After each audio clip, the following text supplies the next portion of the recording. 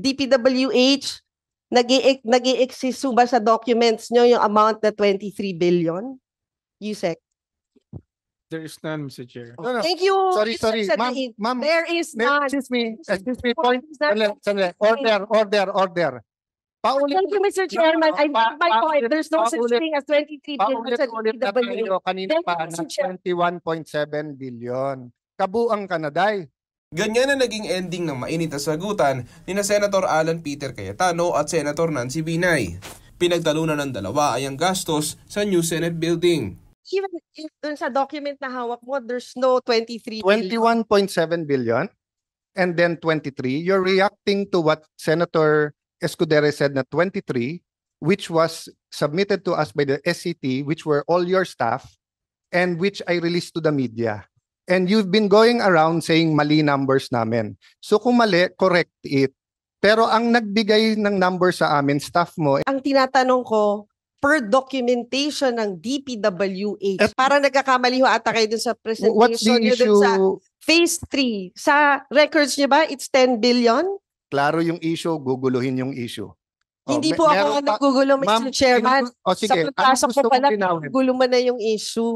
Sumunod pa ang pinagtalunan ng dalawa ay ang issue kung makupad ba ang usad ng proyekto. Natanggi mo kahit na 15 months na sa mesa mo, tapos kung ano-ano sinasabi natin sa numero ngayon. So ang point, Senator Binay, do you want to help or gusto lang guluhin to? Kasi from the start, ginugulo mo pati yung credibility ng aming review Di ba? Mr. Chairman, ang goal ko lang matapos ang building na to. At Paano nga matatapos 15 buwan yung hindi phase 2 siya sa mesa mo, wala kang ginawa? Ikaw meron, na nagsabi ngayon, hindi ko alam yon.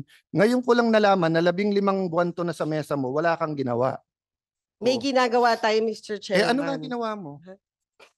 15 buwan Unang-una, Hanap ko Mr. Chairman, hindi ko trabaho mag-quantify. Trabaho ng DPWH mag-quantify. Sinabit na nga. Nasa proseso pa tayo na hinihimay natin to. Na in fact, ang target, EMA Award na to. Umabot pa sa ibang paksa ang usapan, pinuna kasi ni Cayetano ang mga naging pahayag ni Binay hinggil sa umano'y sumasaksak ng patalikod o naninira kahit hindi naman ito pinangalanan ng senadora. Wala mo akong invento. Invento ka, naka-10 interview ka. Baka naman ito yung Makati Taguig. Hindi mo man lang iniba yung question dun sa radyo, lahat sila pare-pareho question, eksakto pa Di halatang ikaw nagbigay ng question. Ano namang kilalaman? Ano namang kilalaman ng Taguig? Ako magbibigay ng question sa media. So, napakagaling. Mr. Chairman. Baka gawain mo yung nagbibigay ng tanong sa mga... So, ma'am, kung ano sinasabi mo sa akin, sabi mo may sumasaksak sa likod mo. Di kasuhan mo ng attempted murder. Sino ba sumasaksak sa likod mo? Wala akong alam doon. Sige, bubulong ko sa iyo mamaya kung sino yung sumasaksak.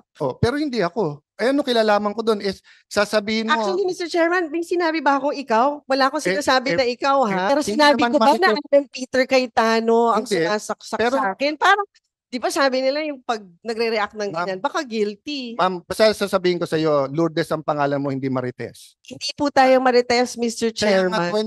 Matapos ang pag-walkout, si Binay banaag na dismayado pero sinagot niya ang ilang aligasyon ni Cayetano. Siyempre, tao lang din naman tayo and parang yung sugat na akala ko naghilom na, parang binuksan muli dahil naalala ko yung ginawa sa pamilya ko kung paano nila sinira yung pangalan namin. Wala tayong inupuan as in talagang twice a week. Yun nga, I think yung pa yung isang masakit kasi pinaghirapan ko tong building na to. Hirit pa ni Binay, mukhang throwback ito noong 2015 na magsagawa ng investigasyon ng Senado hinggil sa Makati City. Actually, I think yun yung naging tono ng hearing kasi kita naman natin, di ba, tuwing magsasalita yung DPWH at sasagot, lagi niyang pinipigilan.